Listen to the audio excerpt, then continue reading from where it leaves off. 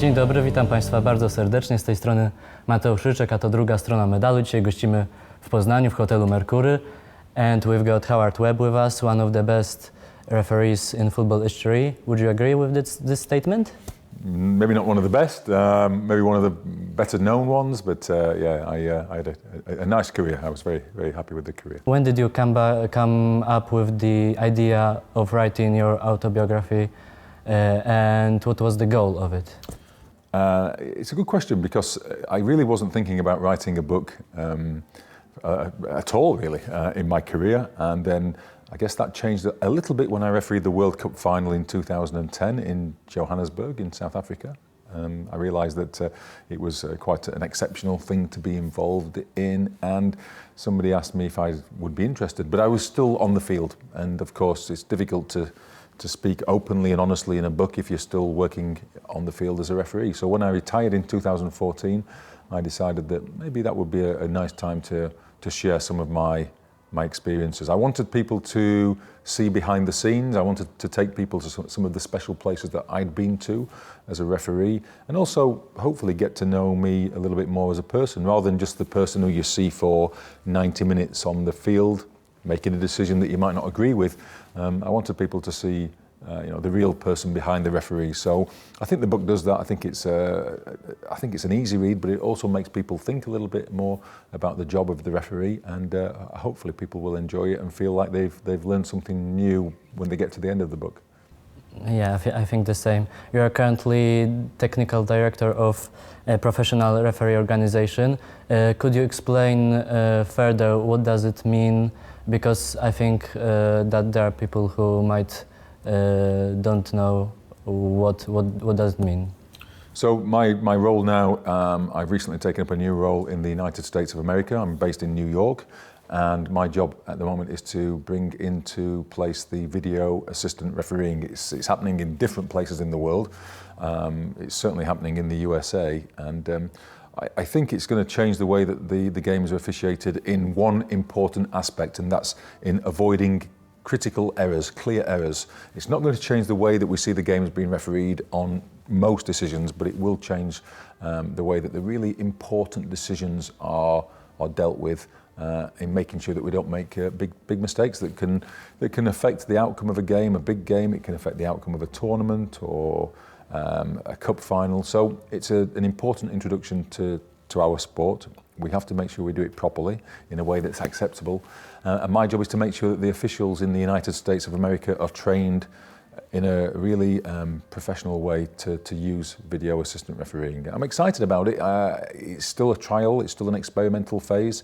We're going to see video refereeing in the World Cup in Russia next year. So FIFA have committed themselves to this project as well, and then we'll make an assessment after the World Cup, I guess, collectively, and we'll see how much positive benefit we've had from this system, and hopefully it will be a big benefit. So why do you think that video assistant referee is needed nowadays? Because let's remind our viewers that you hadn't chance to use it.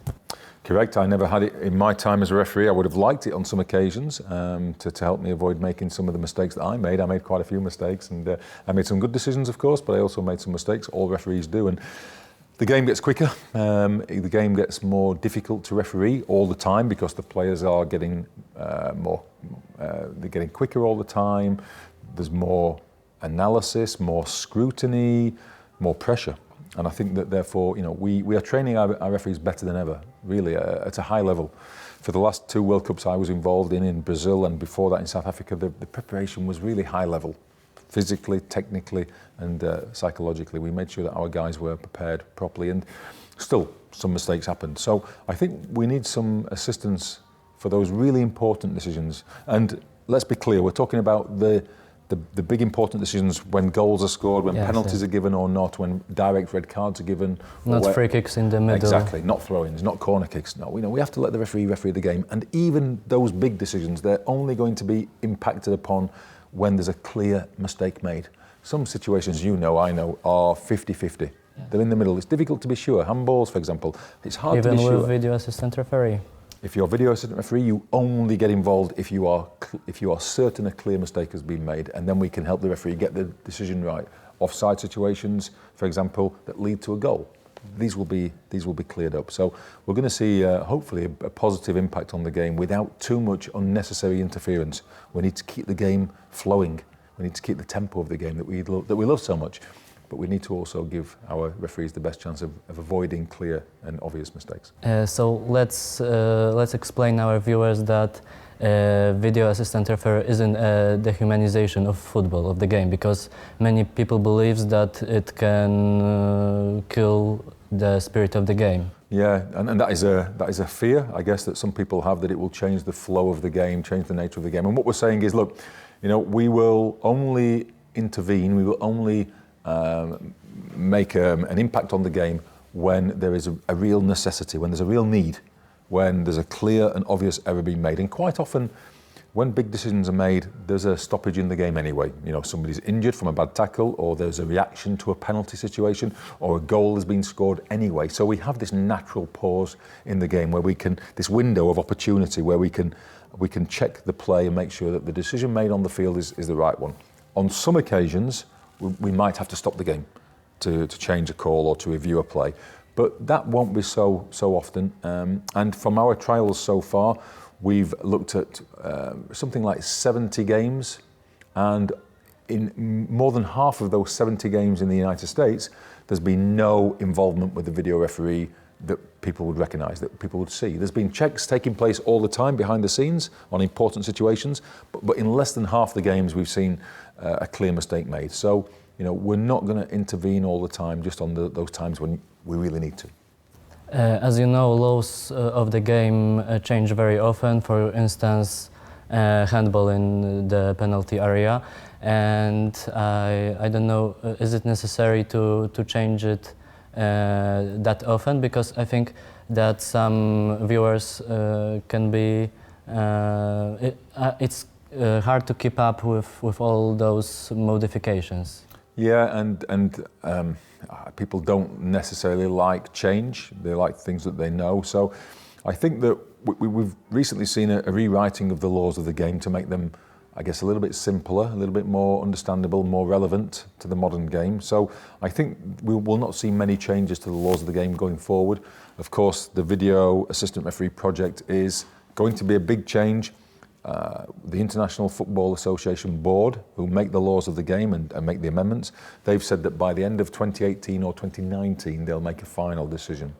And that decision will be to either embrace video assistant refereeing within the laws of the game, or to reject it based on the findings of the experiment. And of course, we're hoping they're going to find it's beneficial and incorporate it. We'll wait and see what happens. But of course, if it is embraced, if it is brought into the laws of the game, we'll see a change to the laws. But hopefully that change won't take us away from the basic way the game is played. So what other innovations are needed nowadays? Because I heard about a new way of penalties, something like tie-break.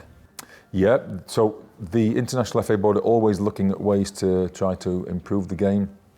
Some of those don't really involve big changes to the laws of the game. Like I've said, the law book has been rewritten recently, and therefore we shouldn't see too many more changes. But of course, if somebody sees a way to improve the game, then it will be considered. And one of the things is the one you mentioned about the penalties. There was a study shown that the team that goes first on a penalty shootout is more likely to win on quite a heavy percentage, because the pressure is always on the second kicker. So they're looking at maybe making it like a tennis tiebreak. So Team A takes the first penalty, Team B takes number 2 and 3, Team A takes number 4 and 5, Team B takes number 6 and 7. So you're always shifting where the pressure is. So this was one idea. It will be tested, I guess, before it's implemented. Also, sin bins. We always talk about sin bins. We see in other sports temporary suspensions. In ice hockey, for example, in some forms of rugby. You see players who misbehave on the field, they go into what we call a sin bin for 10 minutes. That's something else they're exploring. So you think it's needed nowadays? I think it probably needs to be tested. It might not be the answer. It might mean that when a team goes down to 10 men temporarily, they play really defensively. So they don't open the game. The game gets much more negative, I guess, because of this reaction to the sin bin. So it might not have the desired effect. That's why you test these things and see how it works. Which young referee from Europe impresses you the most, and why is that Szymon Marciniak? I do like Szymon Marciniak. I mean, he's got a great attitude as a human being. I like him a lot. Before I'd ever seen him referee, I met him at a meeting, a UEFA referees meeting. I was an elite referee, he was a development referee, and I liked his attitude. We instantly became good friends, and I've seen him referee many times. I like his style. He has a good feeling for the game. He has a good knowledge of the game. He played football at a good level, I think. He looks like he belongs on the field. He looks athletic, and I think the players believe in him.